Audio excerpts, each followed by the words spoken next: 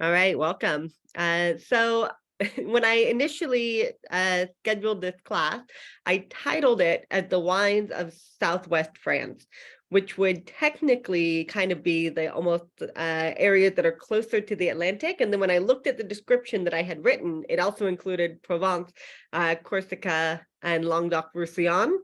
So we're going to cover it all, which means we have a lot to go today. We're going to be moving pretty quickly. I always like to say, I'm curious if anybody has any questions or has any comments about more so why they would select this class to attend for our virtual class series. We don't do as many of them as we used to. We used to do, at the height of the pandemic, we were doing, 5, 6, 9 a week sometimes for both private and public style classes. And we like to still try to do once a month, sometimes once every 2 months, because it really allows us to connect with a lot of our friends that are outside of New York City. So we try to find topics that are interesting to us, that are new and upcoming, or regions that are more difficult to actually cover in person that we can cover virtually. I will come out with or send a follow-up email with a copy of the recording, some outlines of what we discussed today, maybe a little bit more information or material that we might have, or answers to any questions during class that we can't quite get to or might not be 100% sure of in the moment that I can look up later. I'll try to get those out for you tomorrow. I am traveling tomorrow, so if I'm not right on it at the beginning of tomorrow, please be patient. It'll be out soon. If I always like to say, what is everybody drinking? So I'm drinking Domaine Laguerre. This is a Mourvedre Syrah blend from the Côte de Roussillon in the south. So it's a dry wine. This is a special edition. Usually this wine incorporates some Grenache, but they decided to make it with the 2 grape varieties here today. I think this is, I'll just talk about this real fast. I actually didn't have time to look into it more. This is something that my partner purchased. I found it on the shelf and I opened it. I hope he doesn't mind. He's at work, but I'll definitely save some for him to drink a little bit later on. But I thought what was really interesting about this wine and made me want to open it. I'm just going to go ahead, sorry, and stop myself real fast. I'm just going to mute everybody. Please feel free to take yourself off mute if you have any questions, just to, avoid the dinner time delivery doorbells and so forth. So I took this off the shelf. It's delicious. Mourvedre primarily with a little bit of Syrah. It is really for the southern part of France where you would expect kind of a bolder, higher alcohol red wine. It's 13.5%, pretty moderate for the region.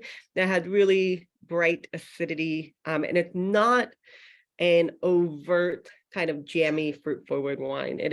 Has reserved fruit with a lot of floral character to it. There's brisk acidity and there's really beautiful kind of like black pepper, purple flower, sort of crunchy red fruit, and this sort of stemmy nature to the wine too. You could almost say, and we'll talk about this when we get to Roussillon, I always kind of like heard Matthew Stubbs, the master of wine, he said, nobody ever thinks of it this way, but Roussillon is France's answer to Priorat, right? Just across the border and across the Pyrenees mountain with very similar grape varieties. So if you have any comments, please put them in the chat. Feel free to take yourself off mute if you have any questions. There are no rules. I'm going to keep us on time today and get us through all of these wine regions in a very short period of time. And what that means is that we will probably end up rushing through some of these slides. And the reason for that is because I find it more interesting. We do tend to produce very dense slides with a lot of information, which is really fun. But I also think that, sorry. See, this is what happens when you aren't doing virtual classes as often as before. You forget how to speak and use Zoom at the same time. All right, here we go. So we do produce very dense slides because there's a lot of information to share, and especially it comes to a lot of these regions are blends of grape varieties. So we may list regions where we have the actual assemblage or what's permitted in the blend of grapes. I don't want to go through and read every single detail on the slide for you. What the slides are really here for is for you to go back and have that information to review later if you're curious about that. What I hope we can do as we go through the slides is offer a little bit more of an anecdotal perspective on how Southwest and Southern France really develop their wine style. And so that we can, as consumers or enthusiasts or students of wine, begin to look at these regions holistically. And when we start to look at them holistically and understand how grape varieties travel through Southwest and Southeast France, we can really understand what regions are based primarily on what grape varieties. And, it's great if you are a student of wine, it's important to memorize the actual blend of grape varieties that are necessary. But it's the only reason for that, that memorization doesn't do anything to you if you can't describe style to whoever you're selling a wine to, right? So for example, memorizing the minimum sugar levels in the different Muscat areas of Languedoc matter on an exam, but you most likely won't get it. What really matters is maybe in a blind tasting, you have a Muscat that is a kind of a more intense, higher sugar level. And you're like, wow, this is probably St. John de Miraval because of the elevated level of sugar, because they require a higher minimum of RS in the wine. So this is how we kind of begin to harness just information that we learn in terms of percentages, right?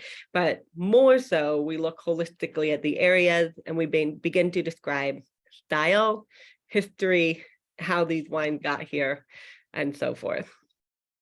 So let's just take a quick look at this map. It's fairly basic for a map of France, and that's exactly why I like it. So let's just begin to look at where we're discussing today. So we're going to talk first, we're going to work from east to west. So we're going to start in Corsica, which is not on the map, but south of Provence, closer to Italy. We're going to talk about Provence proper. We won't start talking about each of the smaller regions. You can't see them on here, but you can kind of consider you have Côte de Provence with the different subzones are primarily located down here along the Mediterranean. This is all the Mediterranean Sea down here. You have Pierre Vert up here in the north. It's also a Côte de Provence area, but it's based on Grenache, Syrah, Mourvedre, just like the other Provence areas. But the wines are more similar to the Rhone. And you can see that kind of in the proximity of where it is, right? Over here, you have Les Baux de Provence, a great source of also, I would say, Rhone-style reds with a lot of organic and biodynamic vineyards that are located in the region. And then you have the smaller appellations too down here, where you start to see areas like Bandol, Cassis, Valette, and Palette. As you move over to the Languedoc, which is separated by the Rhone, you can imagine we have Provence, Languedoc, based on Rhone grape varieties. Since the Rhone is one of the classic regions of France, most of us are familiar with either the grape varieties that go into Rhone wine or the style of Rhone wines, right? You might not know what grapes Côte du Rhône or Châteauneuf du Pape are based off of, but if you've tasted those wines, you have an indication of the style that's produced there. So in Provence, we know it's rosé, right? But red wines will be similar to Rhone style. In the Languedoc, we see a lot of red wines too that are based more so on the classic Rhone Valley blend, especially from the south, which we call GSM, Grenache, Syrah, Mourvedre. As we move further into the Languedoc and down closer to the Spanish border here, so this coast is all Mediterranean. Over here we see Italy, and this coast, this border, I should say, is all Spain, right? Right here across the Pyrenees from Barcelona and the surrounding regions. Roussillon, the lowest, the most southerly continental wine appellation in all of France, right across the Pyrenees, from places like not quite right across from Priorat, but very close. If we start thinking stylistically about some of the other styles of wine, the Languedoc produces a lot of wine, right? And especially when you can combine it with the Languedoc-Roussillon, as it usually is. We have sparkling wine coming from the region of Limoux.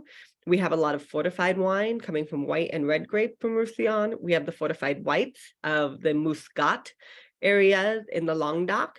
And then if we think about, do we have any white wines? We do have some, and there's not a lot. So they're really kind of outliers and they're easy to remember. We'll talk about those. Picpoul des Penets, which is located just along the coast here. And then a little bit further inland, we have Claret du Languedoc. Now, the southwest of France is where I think things get really shaky. If you're a tourist and you're going to France, you're probably going to Paris, which makes a day trip to Champagne very feasible. You might go to somewhere like Strasbourg, beautiful city, great culinary destination. You might be a big fan of white wine, so you might go to Alsace and think about, Muscat, Gewürztraminer, Riesling, Pinot Gris, Pinot Blanc, etc.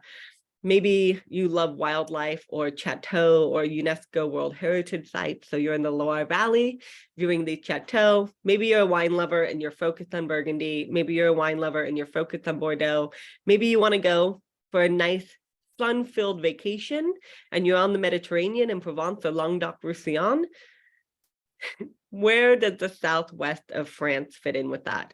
It's quite a large region. It takes more than 5 hours to drive from one area or one appellation of the southwest of France to another. It takes less than half that time to drive from Chablis to Mâcon. So, about 5 hours across here to 2.5 hours from Chablis to Mâcon. It's a far less touristed area in the southwest of France than many of the other wine regions, just due to their proximity to maybe more of the classic wine regions of France, but also the major urban area, the metropolitan cities in France as well. So we'll talk about Marcillac, Gaillac, Fronton, Cahors, Bergerac. This larger area is mostly based on Armagnac, with the Madiran is based down here. And we'll talk about a couple of these smaller areas like Urgy and Bern as well. So just kind of a quick overview, right? We can never get away with any wine classes without talking about history. History is wine. Wine is history. I don't think there's any way around it. And I genuinely do believe that understanding a little bit about history, especially when we're trying to really internalize wine regions, helps us to do so. So the Greek settlers founded Marseille. They were the very first to bring vines, it's believed, into France. They formalized viticulture. They might have introduced the Muscat grape, which we'll discuss quite a bit today. After the Greeks, the Romans came. They began spreading their empire across Europe, not just France. They spread vines everywhere. The Romans were instrumental in designing terracing, trellising, pathways for distributing wine along riverways and roads. What else did they do? They came up with oak barrels and glass closures and terroir specific grape varieties and so forth. All of these sort of viticulture and vinification things that we use today.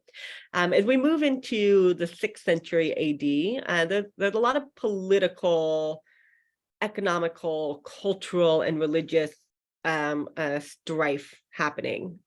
Especially these southern parts of France are really in flux between the Holy Roman Empire, the Kingdom of Bordeaux, all of the warring kingdoms that are in the northeastern part of Spain. And they weren't really focused on quality wine production. So it's really fortunate that in a lot of these regions in France, the monasteries really increased vineyard holding during this time. They used wine for the sacrament, and they became very, very important wine producers. And there's still a lot of importance attached to this history today as well. I mean, the monasteries were really some of the first to start creating rosé wine. The region itself was southern area of the Languedoc, Occitania, characterized by the "oc" sound. It means the yes language, a very important literary language in the south of France. In 1285, Arnaud de Villeneuve is a really important figure. He was an alchemist in Montpellier. Montpellier is essentially very close to Marseille, where the Greek came first, right? So he discovered the art of mutage, and mutage essentially translates into muting the wine, which is the process of adding alcohol or brandy, strong distilled alcohol, to wine to arrest the fermentation, right? And the reason that we started experimenting with this style and during this time was because we were oftentimes moving, shipping wine. We didn't really understand the relationship between yeast and sugar at this time. But he discovered that if you add brandy to a fermenting wine, that it will essentially kill all the yeast. So this was actually a way mostly of stabilizing wine for storage and for transport. So we would add this brandy to the wine, it would kill the yeast, and that means that any leftover sugar in the wine would not naturally ferment in the presence of yeast. In 15, and this happened too, 400 years before port.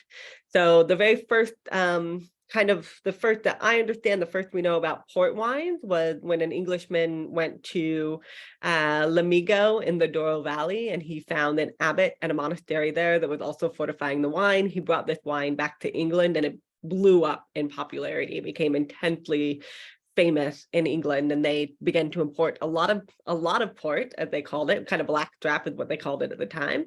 And it's I'm going off on a tangent, but anyways, really important. So I can't go off on tangents. I can't start talking about Portugal now. We'll never get through the south of France. So this happened 400 years before port, right? So in 1531, also, 250, 300 years or so before Dom Perignon first tasted the stars in Champagne, the monks at the Abbey of Saint Hilaire discovered sparkling wine. They had laid some bottles down over the winter. They thought that they were finished fermenting. They were not. The yeast warmed up inside of the bottle in the spring and began reconsuming the sugars, trapping the carbon dioxide that was a byproduct of fermentation into the wine, created sparkling wines. Roussillon became part of France in 1659. The Canal du Midi is a really important section that connects Bordeaux with the Languedoc region. The village of Sète is just kind of southwest of Montpellier. And the Canal du Midi was built in two sections. The first one was completed in 1681 that connected Sète with Toulouse, which is sort of partway between Languedoc and Bordeaux. And then the second part was finished in the 1800s. But what this really did was it allowed easier transportation for the wines of the Languedoc-Roussillon. And also the Languedoc-Roussillon was a really important, especially Roussillon and fortified wine, were really popular with the Dutch, who, just like the Portuguese and not the Portuguese so much, but just like the English, had sort of warring times with the region of Bordeaux. And even though they loved the sweet wines, they weren't able to get as much as they wanted. So this canal is really important as a pathway for wine to be shipped from one place to another. Unfortunately, the Bordelais, since they really control the port city and getting the wine out to a lot of other kind of long distance locations, they really put a lot of tariffs on the wine that would come from this region. After the Industrial Revolution, railroad began to connect a lot of cities in France, and this really increases the production in the south of France. Before, Paris would primarily rely on wine from Champagne, from the Loire Valley, places that were easily close to this region. But with the invention of the railway, we're able to connect the higher production region of the Languedoc with the urban centers of Paris. So production really increases fourfold. Phylloxera hit France in 1863. The Languedoc, just like the Rhone Valley, was hit very early. And the Languedoc was actually one of the very first places to begin replanting their rootstock on American rootstock. So they came back from the devastation of phylloxera pretty quickly. And while the rest of France was still kind of wallowing in the misery of phylloxera and learning how to graft their European grapevines onto American rootstock to combat this root louse, this phylloxera, the Languedoc had already done it and was making wine. So post 1863, in like the late 1800s and the early 1900s, the Languedoc began to provide more than half of all of the wine in France. This creates sort of an overproduction in the region as other areas do begin to replant and begin to make wine again. The Languedoc doesn't have enough places to sell its wine. So in 1905, the very first co-op in France was created in the Languedoc. And we see a lot of creation of the co-ops after the 1920s, 1930s, a lot of economic downturn, a lot of vineyards that are planted, a lot of overproduction, and these co-ops really give these growers somewhere to sell their grapes or to come together to make grapes as well. A lot of co-op production in the South, but a lot of it is quite high quality. Not all of it. Today, the Languedoc produces, 30%, 35% of all of the wine coming out of France. So still a heavy, heavy production area. We'll get to that.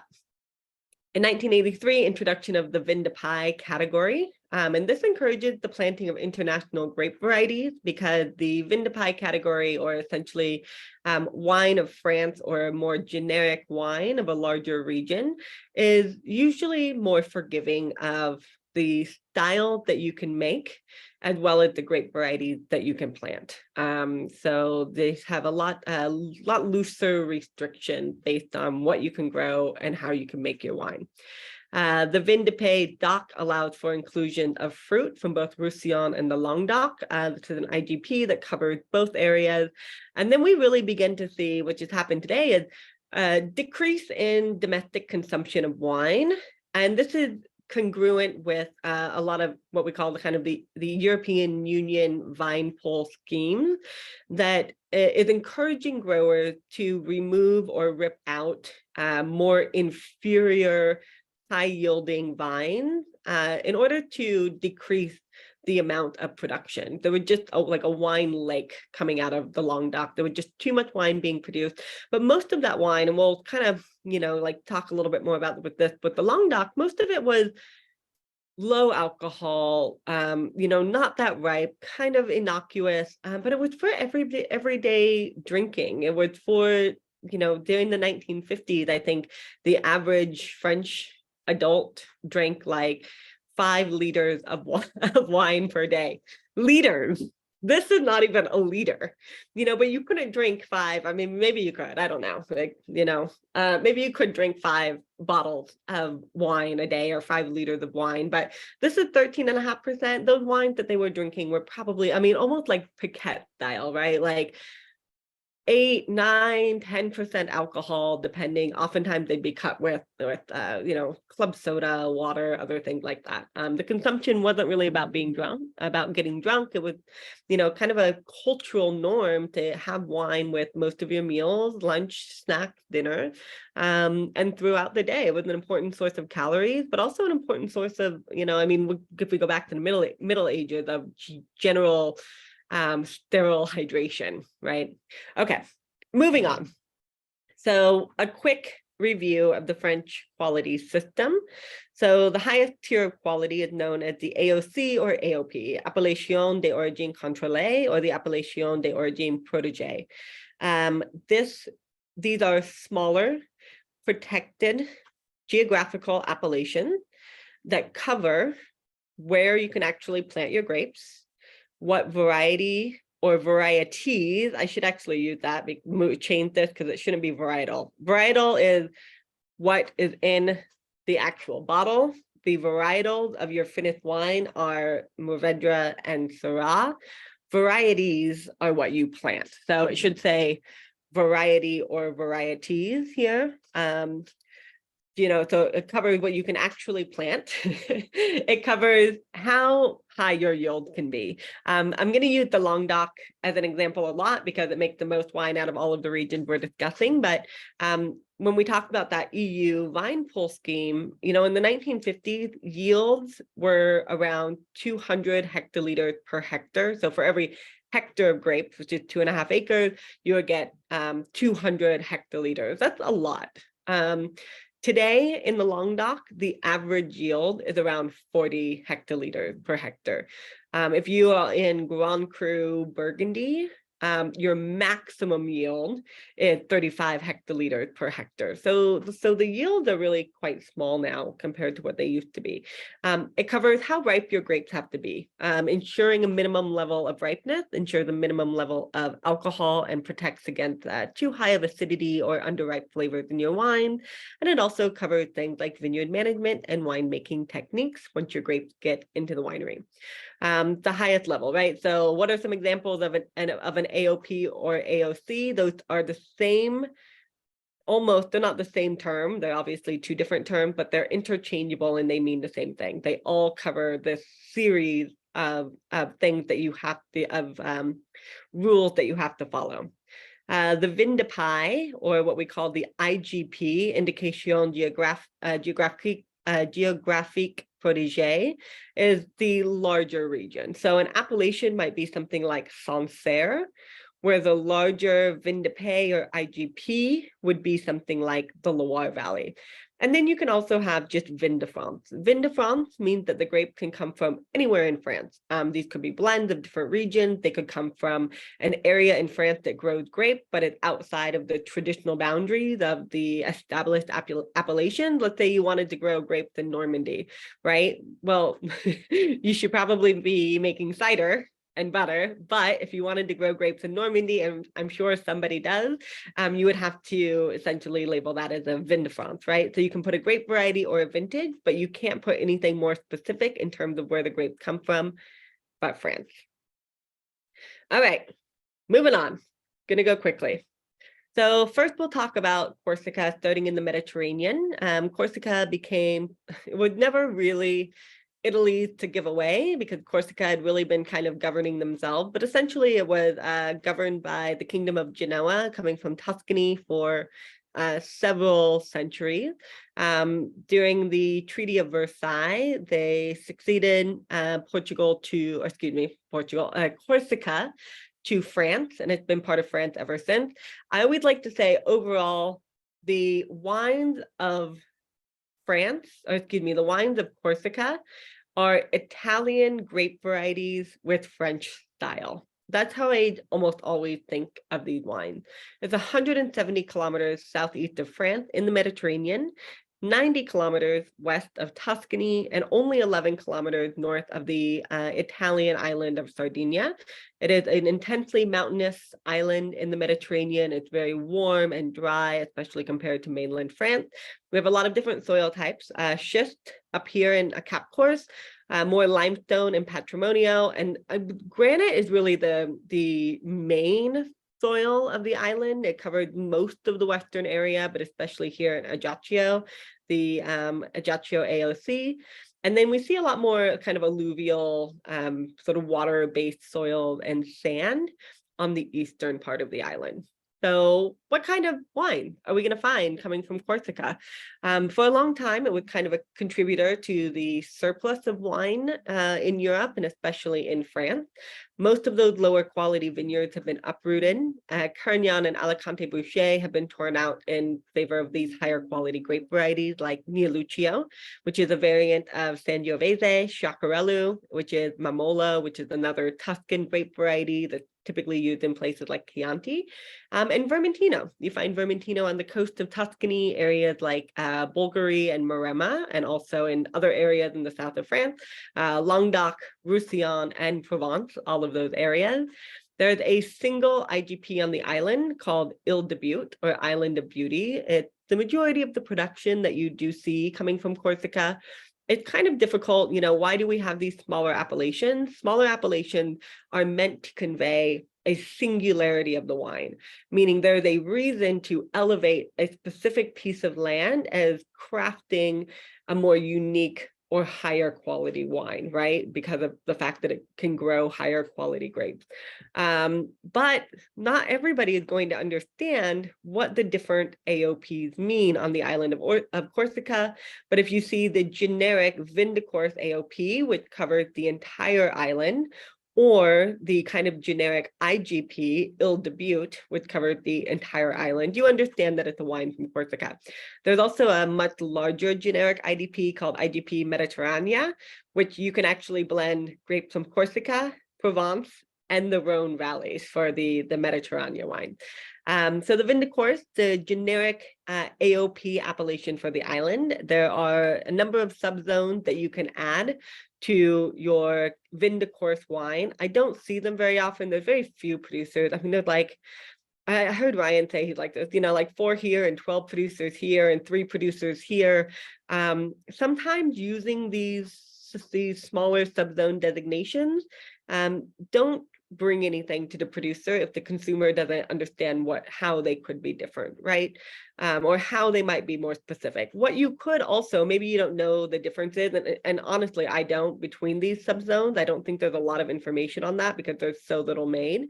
But I'm sure the producers here do, though, right? If you went to like a winery in like the southeast of Corsica, like the producers would be able to tell you the difference because they're definitely there.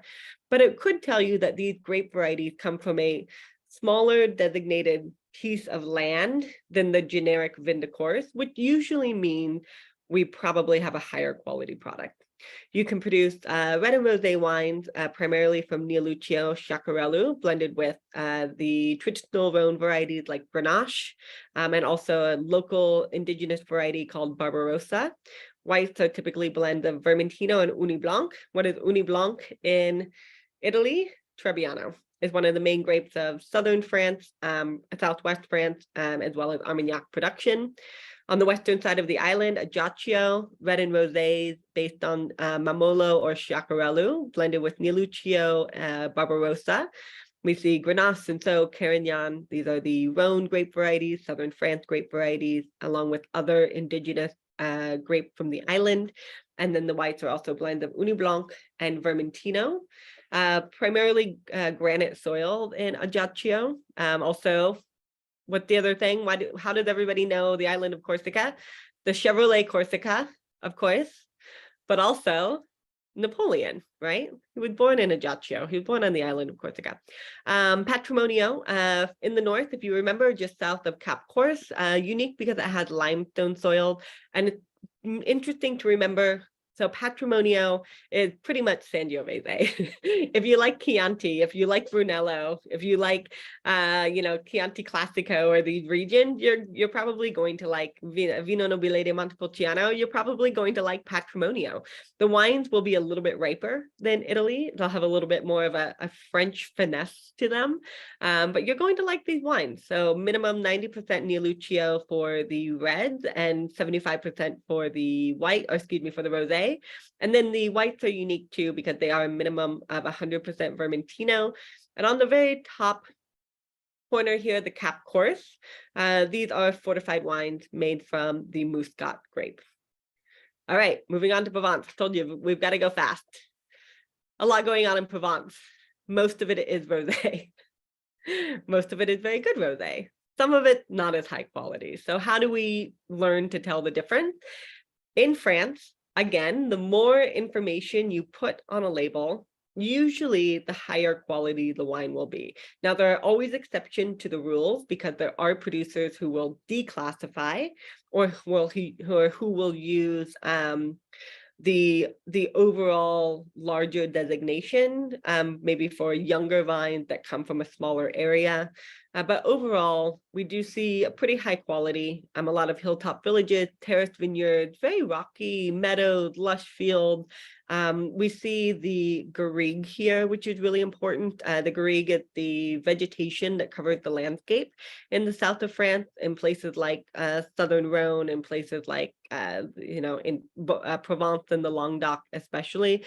And this vegetation, I haven't been to this area, I wish I had, but this vegetation is it's lavender and thyme and sage and the rosemary and the kind of woody herbs. And when it's in season, the air is just so incredibly fragrant, and oftentimes the wines are described in tastings and the aroma and the flavor as having the elements of this garrigue that grows over the landscape. Very warm summers, a lot of abundant sunshine, very little rainfall, and a lot of wind. And you think we're in a warm area in the south of France, and we always need in warm areas cooling influences to mitigate that temperature. It's fairly mountainous and hilly in the south of France, so a lot of that is mitigated, that warmer temperature is mitigated by altitude, how high the grapes are, and also because you have this really cooling influence of the Mediterranean Sea here. So 3/4 of all Provence wine is rosé. It has to be a minimum of at least 2 grape varieties. Those grape varieties are Grenache, Syrah, Mourvedre, Cinsault, and the grape Tiburon. I mentioned there's always an exception to the rule. There is the Cru Classé estate of Clos-y-Beaune, which I don't have written here. And we do have 18 Cru Classé estates in Provence.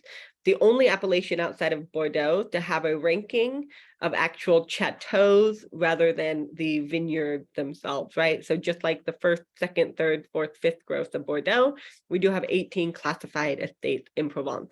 Clos-y-Beaune is a classified estate that does make rosé and red wine based only on the Tiburon grape, and they're still allowed by France to label their wine as the Côte de Provence AOP. The reason for this is they were able to essentially they were able to go to INAO, which is the government body that oversees wine production and wine regions in France, to make sure that producers are upholding the laws of the appellations that they're putting on the label. And they were able to show essentially that they have been making this style of wine from this ancient grape variety that's located in Provence since the 1700s, when the estate was established, and they were granted special permission from essentially the AOP or INAO to be able to use the Tiburon grape variety along with the Côte de Provence. So it's kind of a cool thing. Essentially, they were like grandfathered in, right? Most rosés are bottled very traditional clear glass bottles. When you see clear rosé glass bottles, please don't buy them if they're in the window. If they're in the window of the wine shop that you go to, you know, when you line up all of the rosés in like April and May in the window, you don't want to drink those rosés. We like wines that are bottled in colored glass because it helps protect the wine. So make sure that if you're buying those really fresh, crisp, delicious rosés to take to the beach to have during the summer, they're not in the window. They've been protected, especially if they're coming in clear bottles, right? You can label several subzones that you might see. Again, I don't see these very often. Sometimes I see some very often, sometimes Saint Victorier, sometimes Fréjus. I don't see them very often. You can see them on this map. They're kind of located primarily along these like lower parts. Fréjus is over here. If you do see it on a label, do you need to know the exact difference between every one? No, I don't. Again, I have a book that tells you. This one here, if anybody's ever done it with the Wine Scholar Guild, the French Wine Scholar. But those things are kind of hard to remember if you don't have an opportunity to taste those wines very often. But how you can use that information is understanding that it should be a smaller controlled appellation that should result in higher quality, right? Because this whole area is the Côte de Provence, but if you label it with a sub designation, it's one of these much smaller areas, a better imprint of terroir, you might say. Bandol. So Bandol focuses on the Mourvedre grape, a minimum of 50% blended with Grenache, Syrah, Cinsault, and Carignan. I love Bandol wines. Both the reds and rosés are terrific. It's one of the only, there's another one, Palette too, but it's really one of the only appellations in France that, like Italy or Spain, says within the appellation law that you have to age your wine in wood for a certain period of time. So it's a minimum requirement of 18 months in oak. It's typically not new oak, it's usually used oak, so it doesn't impart that vanilla, cinnamon, and clove flavor into the wine. But the Bandol red wines, they age incredibly well. If you like a wine that's sort of like, you know, full and dense with lots of plum and a lot of that garrigue, lavender, thyme, rosemary, herbal aroma to the wine, and the sort of almost like kind of like peppery and meaty character, you'll like the wines of Bandol. Bonus, if you like that style of wine, you can get a wine that's similar to that from Bordeaux, right? There's going to be probably more new oak on a Bordeaux wine, especially if it's a higher end estate. but you're going to pay, you're going to pay for it. You're going to pay a lot more money. A few months ago, I went to Keen's in Midtown, the steakhouse, and looking at the wine list for dinner, and they had a lot of Napa and a lot of Bordeaux that was all really expensive, but they also had a bottle of Domaine Gros Noret. I'll remember to add that tomorrow, for $85 for 2013. And the wine, that's what we ordered, of course, and the wine was terrific. I would like to say that Bendel, it's probably red wine for intelligent people that understand what they're ordering. There's a lot of Gros Nord, a really well-known estate. Kind of the top ones are probably Pibernon, Pibernon. I'm just blanking on the really famous one, Lulu Perraud. Why can't I remember what it is? It will come to me. Sometimes it just flitters away out of my head for the moment. Imported by Kermit Lynch. I can remember everything else about the wine. Les Baux de Provence, I would say, is also a great area to look at for especially red wines. Primarily it's located over here, closer to the Rhone, primarily focused on biodynamic producers, with a lot of, really kind of denser, beautiful, plush Grenache dominate wine. Domaine de Trevion is over here. Domaine Hauvet is a favorite of ours. Trevion usually releases their wine. They're always does is fin de Pays because they prefer to use a higher proportion of Cabernet Sauvignon in their blend. And they are considered, I would say, probably one of the southern France most esteemed estates as well. Really, really high quality.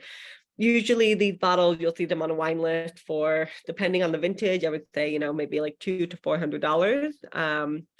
But you probably can get back vintage wine for a little bit less expensive than you can get for some of these other styles. All right, we got to book it along. D'Aix-en-Provence, one of the largest areas. You see a lot of rosé wine, especially coming from this area. Cassis and Palette and Belette.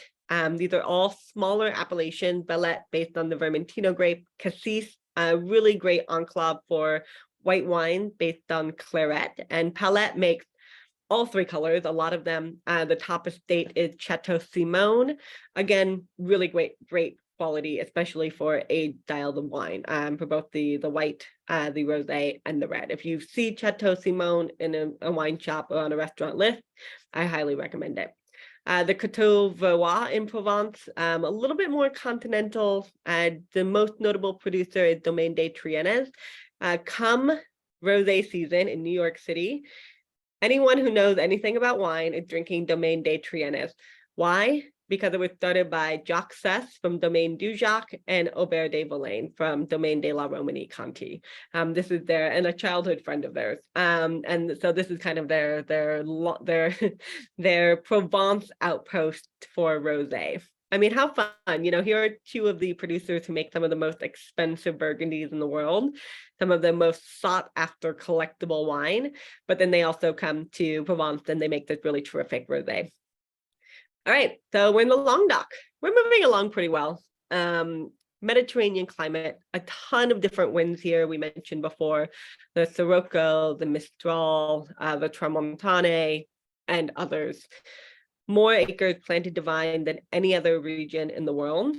It's about I think it's actually around, I see differing totals, but I've seen between now 220,000 to 240,000 hectares that are planted now. It is about 30 to 35% of France's total production.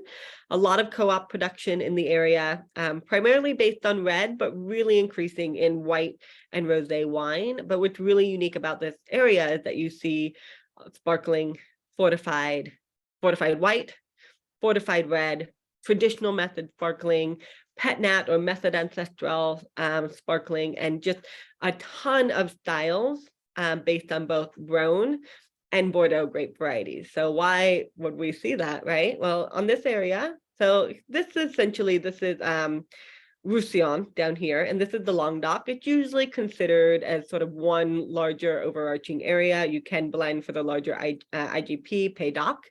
But if you're closer to the Rhone, you're focused on Rhone grape varieties. The eastern part of the Languedoc, GSM blend, Grenache, Syrah, Mourvedre, Are there any outliers here? Yes, Picpoul de Panay, which is positioned perfectly as a high acid, super crisp white wine that is just off one of the biggest oyster bed areas in France. And then also Claret du Languedoc, a little bit further inland and higher up in altitude based on the Claret grape.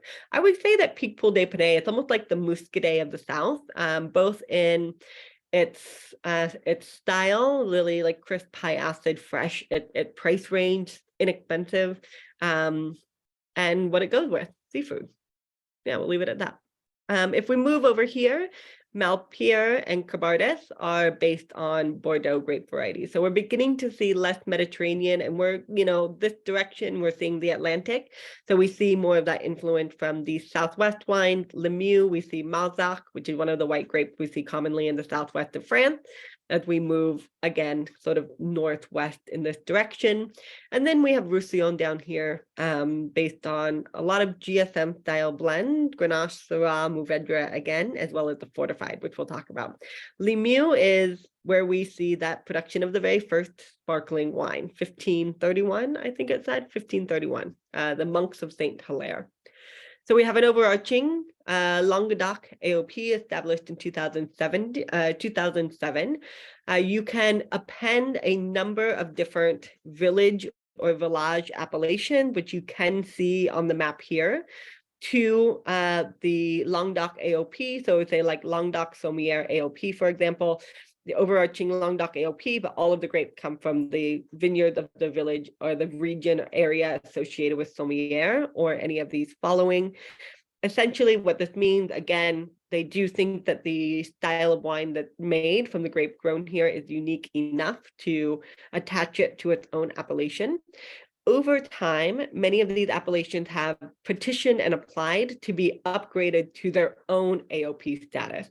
So we have some examples here: Claret du Languedoc, established in 1948, Terrazas du Larzac, established in 2014, Claret grape white, Terrazas du Larzac GSM blend, Pic Saint Loup, 2017 GSM blend, Saint Chinian GSM blend, a Picpoul de Panay based on the Picpoul grape, which we mentioned.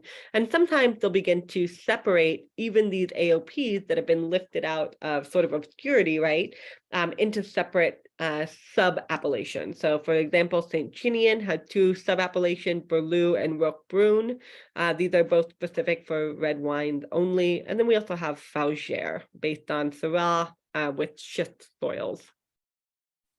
Just the map again, because a lot of wine regions that we're talking about. So most of these areas like Saint Chinian, Berlou, and Roque Brune, which are over here. Here we have Fougères, Terrazas du Larzac, Pic Saint Loup is here. This is just to give you an example of most of these appellations that have sort of been lifted out of the overall larger Languedoc AOP. Are higher in altitude. They have usually aspects that face different directions, different soil types. And really importantly, what they have too in this area in the south of France is a collection of producers in these AOCs that are focused on quality production, sharing information, and uplifting these areas. And you can kind of think it's like, the Languedoc is a classic region in France, but it's poised to become more classic, especially as Burgundy wines went up 40% this year. That's how much they're so expensive. Even the producers that we used to buy that were really good and great producers and upcoming, but still inexpensive, are unaffordable now. The producers we've always wanted to try and thought that maybe someday I'll have that for a special occasion are priced out of our special occasions now. Bordeaux, forget about it. Forget about it. Where are we going to be drinking wine from? We're going to be drinking wine from the Languedoc, from the south of France, red from Provence, and from Corsica. A couple more look at just some of these other regions. Minervois, La Livinière, red only, Corbière, red, white, and rosé. Corbière-Boutanac is for Carignan-based red, and then Fitou. So Boutanac, Corbière, two areas of Fitou here. The reds are dominated by the Carignan grape, another Rhone grape variety traditionally used for blending that does really well in the warmer climate of the Languedoc. Cahors and Malpère, located a little bit closer to the Atlantique department. So we're seeing that, that influence. Bordeaux grape varieties, Cabernet Sauvignon, Cabernet Franc, sometimes blended with some Rhone grapes, Malpère, the rosé based on Cabernet Franc, and the red based on Merlot. The region of Limoux, so they actually make still white and red. I've heard that the region is really becoming known for the quality of its Pinot Noir, but unfortunately, you don't see very much Pinot Noir in Languedoc. Really, I mean, you see everything planted there, but there are not a lot of appellations that are really focusing on Pinot Noir. Limoux cannot make a Pinot Noir based wine because the minimum 50% Merlot, but there is a lot of planted in the region that is declassified to Languedoc AOP. We have 3 styles of sparkling wine. We have Provence de Limoux based on Chardonnay and Chenin Blanc. This is your traditional champagne style sparkling wine, 9 months on the lees. They can be terrific quality. They're inexpensive. They will certainly have more ripeness and less kind of chalky minerality than what you're going to get in champagne, right? But still really high quality. I mean, I would put this in the same, the category of a good, great Cava or great Cremant coming from other regions in France.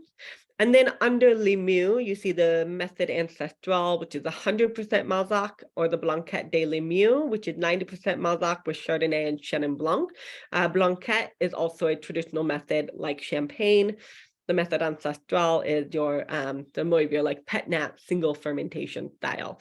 And we're covering a lot of very traditional sort of winemaking terms. So if anybody doesn't understand anything, of course, let's tackle that at the end. Just pop it into the chat. But when I follow up with the slides and the recording, you can also ask questions then too. I'm happy to answer them. Also some sweet wines based on Muscat in the Languedoc, all based on the Muscat Blanc à Petit Grand, Muscat clone or specific grape variety.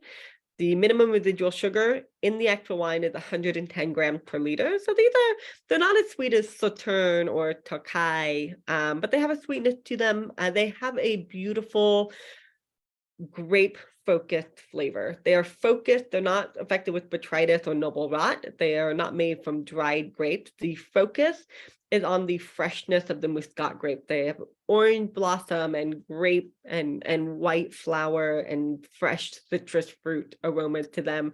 You want to drink them when they're on the younger side, because having them when they have their most upfront floral and fruit flavors is really when they're at their best. So you have Frontignan, Miraval, Lunel, and Saint John de Minervois. Where would Saint John de Minervois be? Up here by Minervois. The others are located, it's hard to see, but they're located down here by the coast. Lunel, Frontignan, and Miraval. Okay, moving on to Roussillon, and then the southwest of France, and then we're done. We can do this all in 4 minutes, I promise. And if not, we'll just go a couple minutes over, but we're actually doing pretty well in time here. So the Côte-de-Roussillon village, we're now in Roussillon, closer to Spain, just across Spain and Barcelona, separated by the Pyrenees. The Côte-de-Roussillon village is for dry red wine. You can append, you can append 4 different communes to the name, again, thinking about a more specific place or designation on your bottle of wine. Le Tour de France, Kermy, Les Gardes, Tottevel. There's also Côte du Rhône, Les Asprés, which would recognize Syrah, Mourvedre based wine with a little bit of Grenache. These are all GSM blends, Grenache, Syrah, Mourvedre. Maury AOP will always be labeled as Maury Sec. The reason for this is because you also have Maury fortified red wine. So if you see Maury Sec, that's an indication, sec is dry in French, that it is a non-fortified dry red wine. And this has been allowed since 2011. Cahors, that was the photo that I sent earlier in the email. The village of Cahors Cahors had the same boundaries as the region of Banyuls. The appellation of Banyuls is for sweet fortified wines, and Cahors, AOP, same geographical designation, a different style of wine, is for unfortified wine. White, rosé, or red from the producers of Banyuls. As sweet styles of wine, which are really historically significant, have fallen out of favor.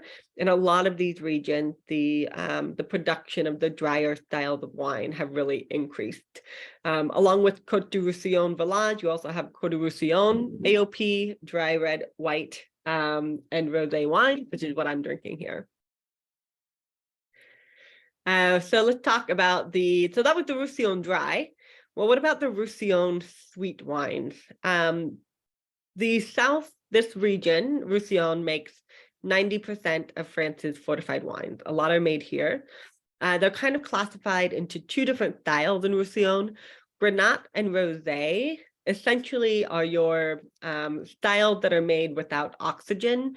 They're bottled, especially in like Moët Banyuls, they're bottled young and fresh. Usually they're only aged in stainless steel for a maximum of 1 year. They have to be bottled within 2 years of the harvest. And that means that they retain more of the really like red fruit nature of the wine, sort of more of the fiery alcohol. These are closer to like an LBV or vintage style port. The Ambré or Touy wines are made in an oxidative style. So that means they're typically aged in barrel. It's a minimum of 3 years following the harvest. And so they take on more of that sort of like tawny port style, if we were to compare that. Most people have not had Roussillon, but a lot of people have had tawny port.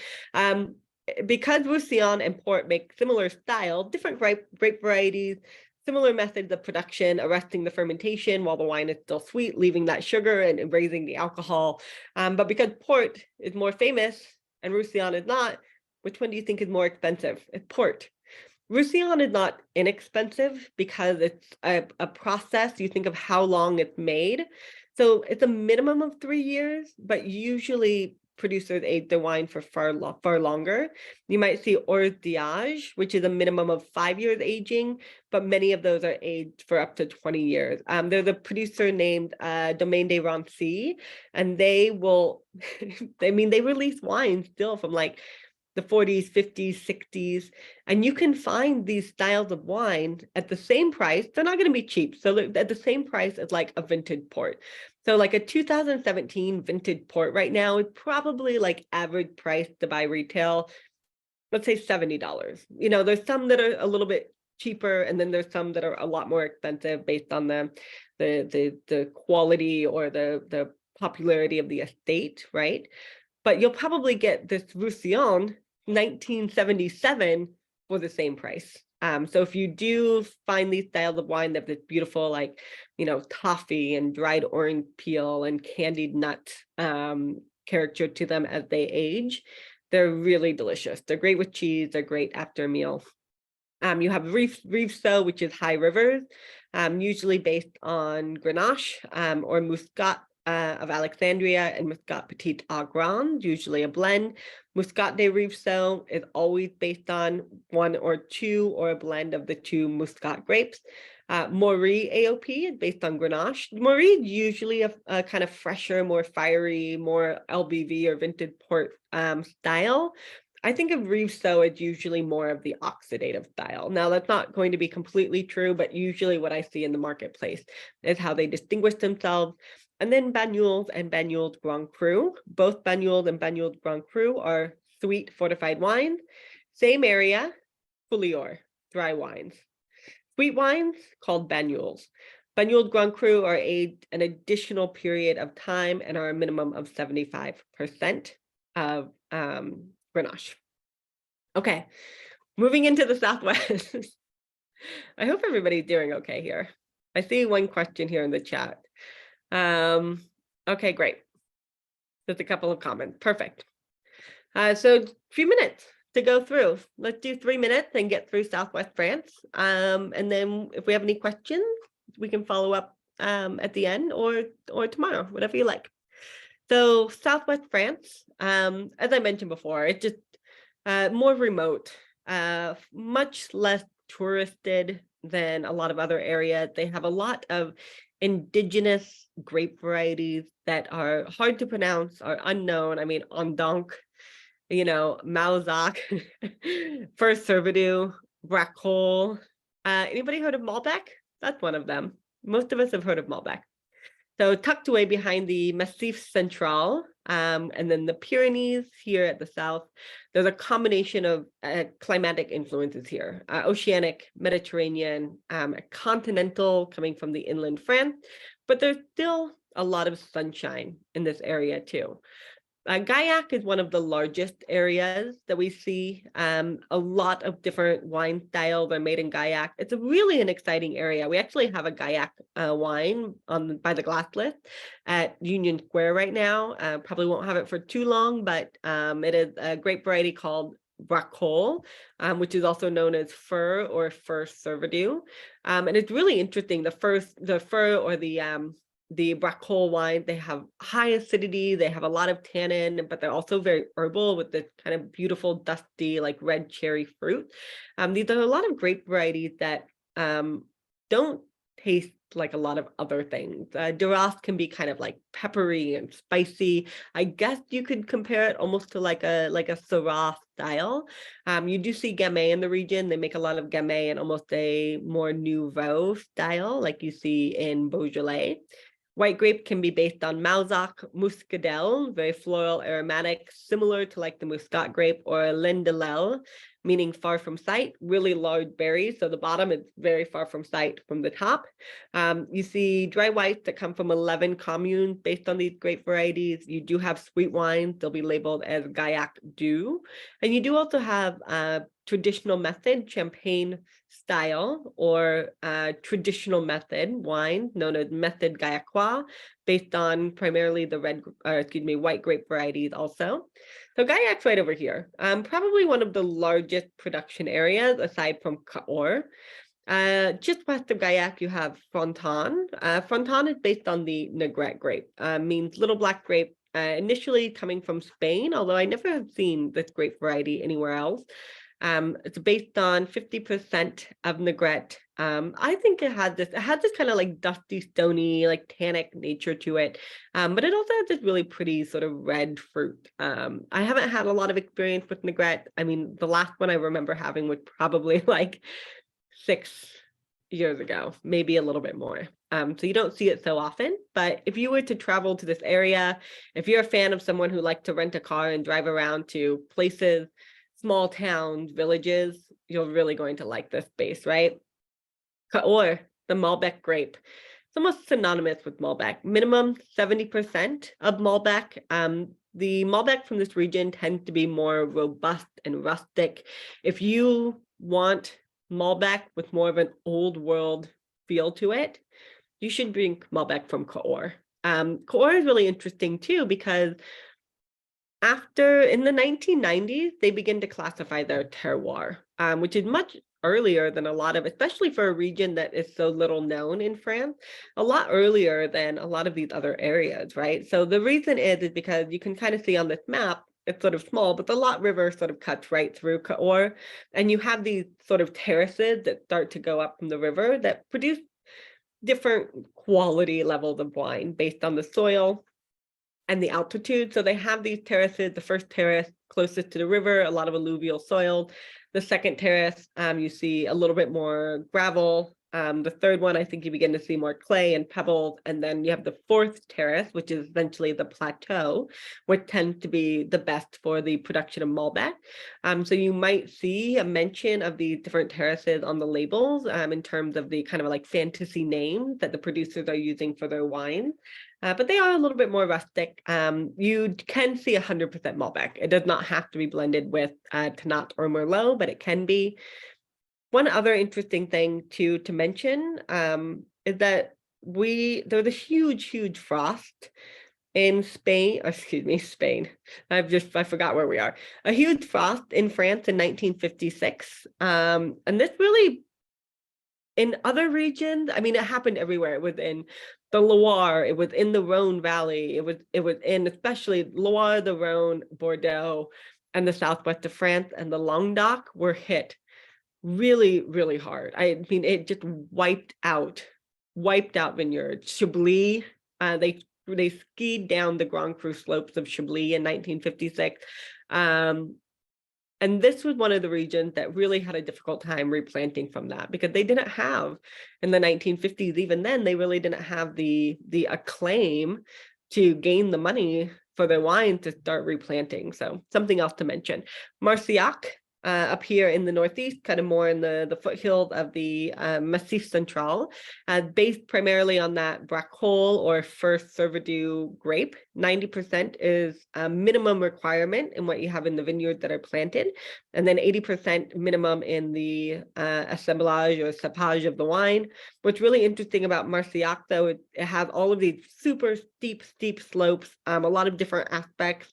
And that's what gives, even though it's mostly monovarietal, that's what gives it so much interest in Marcillac, because it almost has some of the like topography. People describe it as almost like the Douro Valley in Portugal or the Mosel in Germany. The really, really steep slopes in with all of these sort of pockets of hillsides.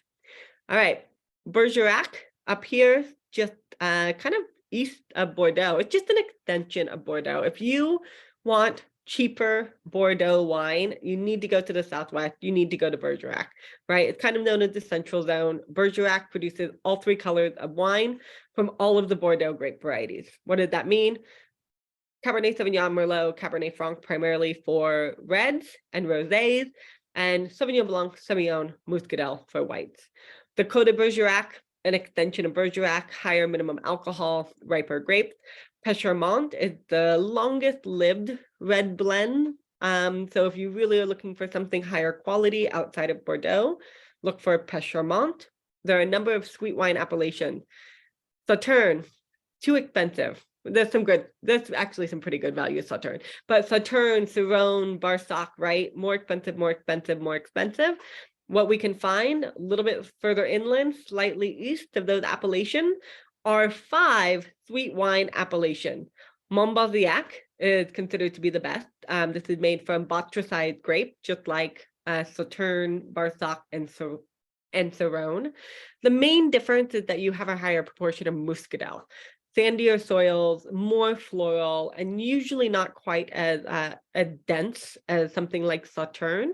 But the grapes are also harvested in multiple picks in the vineyard. There's a ban on mechanical harvesting. Saussignac, Rosette, Eau Montrevel, and Côte de Montrevel also make sweet wines based on the sweet Bordeaux grape varieties. Sauvignon Blanc, Semillon, Muscadel. Montrevel for dry reds and whites based on the same grapes. And then Duras and Bouzette, you have Duras here, and then you have Bouzette just located right down here, are also based on Bordeaux grape varieties in all 3 colors. This is it. This is the last. Madiran, we're in the west now, more influence from the Atlantic and the Pyrenees Mountains. Madiran, this is the king of red wines. High in tannin, high in polyphenols. The unofficial slogan of Madiran is drink to not and live forever. If you want polyphenols to live longer, this is your wine. It is deep, it is inky, it is tannic, it is big, it is bold. The Tannat grape variety is so big, it's so tannic, it's so bold, it's so deeply colored that when they were drawing up the appellation laws for Madiran in 1948, and they looked around them and they said, what grape variety can we use nearby to soften the effect of Tannat? They picked Cabernet Sauvignon. I hope that all of you are laughing about that, because there is no other place on earth where Cabernet Sauvignon is the grape variety that is used to soften another. But it is when it comes to Tannat. You might also see Cabernet Franc or Malbec, Côte, as you call it here. The same appellation, so you can see it, just make sure I'm looking, Madiran and Patranc du Vic-Bilh. So this larger area, you can see it primarily for Armagnac. Madiran, Patranc du Vic-Bilh. This is the appellation of the same geographical area for white wine. The wine can be dry or sweet, based on Petit Manseng, Gros Manseng, Petit Corvu, Aru Fiac. If you see the term sec, again, sec means dry. So if you're finding Patron du Vic Bill, you're probably thinking just sweet wine, but if it says sec on the label, that's your indication that it is a dry wine. Jurançon, the king of whites in the south, based on Petit Manseng, which generally tends to be better for sweet wine. Jurançon is also for sweet whites or dry whites. They are blends of these two grape varieties, Petit Manseng and Gros Manseng, but Gros Manseng lends itself better to the dry style, and Petit Manseng lends itself a bit better to the sweet style. In Uruguay, right next to the border of Spain, you see mostly reds, also based on Tannat and Bordeaux grape varieties. What are you eating tonight after we finish our wine? I actually don't know what I'm going to have for dinner with this. But cassoulet would be really good. It's still kind of cold in New York. A cassoulet would be really nice. You see a lot of game meat in the south of France. Squab, pigeon. Do you see duck, foie gras? One of the biggest areas for foie gras in all of France. You see wild boar. You see lamb coming from the Pyrenees. And also olives used for nibbling on charcuterie plates. You see a lot of charcuterie, especially that comes down in the eastern part of the Languedoc from places like Lyon, really well known for charcuterie there. You see a lot of olive tapenade. You see a lot of olive used in pastas, burrito, fish stew, bouillabaisse, tuna, sardines, sea bass, octopus, oysters, mussels, cheeses, noli prat. It's the first vermouth produced in France in 1813, and also beer, which is a really lovely red wine-based spirit with quinine, curaçao, and herbs that has these kind of sweet and bitter flavors to it. So some other things to look at on your next trip to to the south of France. That was a lot, everyone. Thank you. I'm going to stop sharing, find out if anybody's still here to hang out. Oh, excellent. Wonderful. You're all here. There's a lot to cover for the region. I really hope that, I know we went through it so quickly, but I really hope that we were able to sort of put the perspective of what you can expect from grape varieties based on these different areas, why the grapes that exist are there, and why are we going to start looking at these regions as sources of traditional or classic style wines that we might be familiar with from places like Bordeaux or places like the Rhone Valley and some of these other regions where we can get intensely high quality for a lot less money than some of these other regions. I think it's also much like I mentioned before, like, the Languedoc, Cahors, these might become some of the classic regions of France that we don't think about them that way either, almost just as like what's happening in places like California or places like Spain, where young producers who can't afford vines or land or to produce wine, and the classic established regions are just simply too expensive, are moving to these sort of younger up and coming and new regions. I heard that this was a while ago, the statistic I heard was from 2000, but in 2000, it cost $30,000 to plant a new vineyard in the Languedoc, or a hectare, but it cost 10,000 euros to buy a hectare of 60-year-old Grenache vines. So there's a lot of incentive for these producers, and I think especially in places like the southwest of France and in the Languedoc, there's still a lot of generational, true in France, but there's a lot of generational turnover, and you see these younger producers or children that are taking over for their parents and converting to organic and biodynamics, who are traveling around the world and like seeing different ways of making wine and bringing these more quality techniques back to their family domains and their vineyards. So it's a really exciting place to look for and to watch, is what I'm trying to convey here. So thank you, everybody. I'll let you get on with your evening. And please let me know if you do have any questions. Feel free to reach out, amber@corkbuzz.com, or just shoot me a message when we send out the follow-up later. All right. Thanks, everyone. Thank you. Bye.